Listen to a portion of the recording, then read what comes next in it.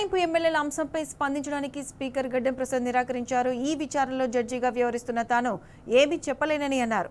Court పరిధిలోని అంశాలపై తనని అడగవద్దన్నారు. దానం మరింత సమయం అడిగాడా అని విలేకరులు ప్రశ్నించగా తనకు తెలియదని దాటవేశారు స్పీకర్. అన్ని విషయాలు అసెంబ్లీ సెక్రటరీనే చెప్తారని స్పష్టం చేశారు.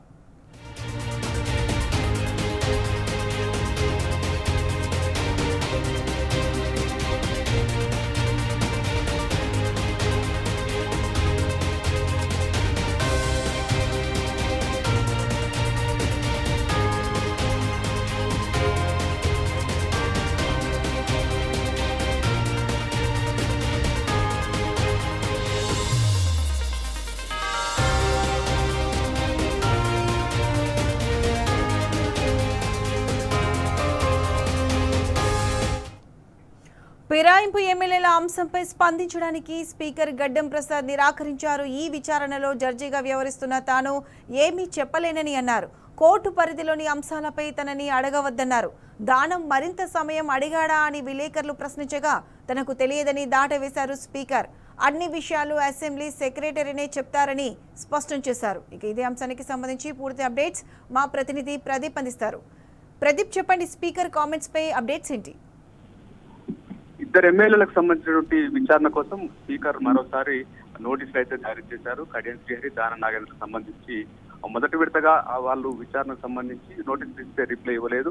ఆ రిప్లై ఇవ్వకపోగా 8 మంది ఎమ్మెల్యేలకు సంబంధించి విచారణ పూర్తయిన సందర్భంగా పెండింగ్ లో ఉన్నటువంటి ఈ ఇద్దరు ఎమ్మెల్యేలకు సంబంధించి మరొకసారి వివరణ ఇవ్వాలని చెప్పి నోటీసులు జారీ చేశారు. ఈ వివరణకు సంబంధించి మరింత సమయం కావాలని శేషన్ గన్పూర్ ఎమ్మెల్యే కడియం శ్రీహరి స్పీకర్ ను కలిసి కోరారు. ఇక దానం నాగేందర్ ఇప్పటి వరకు వివరణ ఇవ్వలేదు.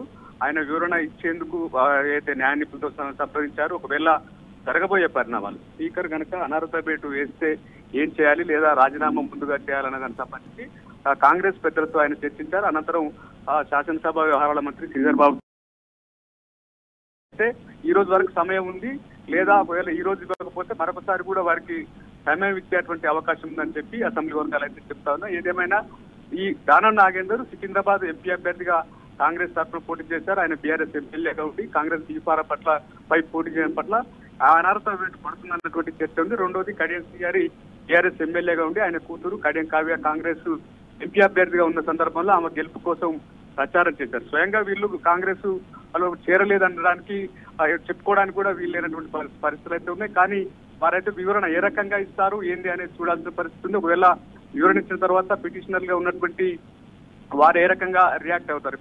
దానం నాగేందర్ పిటిషనర్ గా పాడి కౌశిక్ రెడ్డి ఉన్నారు, కడియం శ్రీహరికి పిటిషనర్ గా కేపీ వివేకానంద గౌడ్ ఉన్నారు. ఈ 6 తరఫున న్యాయవాదులు ఏ రకంగా వారిని క్రాస్ ఎగ్జామినేషన్ చేస్తారనేది కూడా చర్చనీయాంశంగా ఉంది. మొత్తానికైతే ఇద్దరి సంబంధించి స్పీకర్ ఎటువంటి నిర్ణయం తీసుకుంటారు, ఆ నిర్ణయం తర్వాత మీరు రాజీనామా చేయాలా లేదనేది కడియం శ్రీహరి ఇప్పటికే వరంగల్లో ప్రకటిస్తున్నారు. దానం నాగేందర్ సైతం ఒకవేళ అనర్హత వేటు పడే అవకాశం ఉందంటే ముందస్తుగానే రాజీనామా చేసి ఉప ఎన్నికలు వెళ్లాలని భావిస్తున్నట్టుగా తెలుస్తా ఉంది. ఏదేమైనా స్పీకర్ ఎట్లా రియాక్ట్ అవుతారు, వీళ్ళ వివరణ తర్వాత విచారణ ఏ రకంగా ఉంటుంది, ఒకవేళ వేటు పడాల్సి చేయడానికి కూడా సిద్ధంగా ఉన్నటువంటి సంకేతాలు అయితే తన సన్నిహిత వర్గానికి అయితే ఇస్తా ఉన్నారు. చూడాలి, దానం నాగేందర్ సాయంత్రం వరకు రిప్లై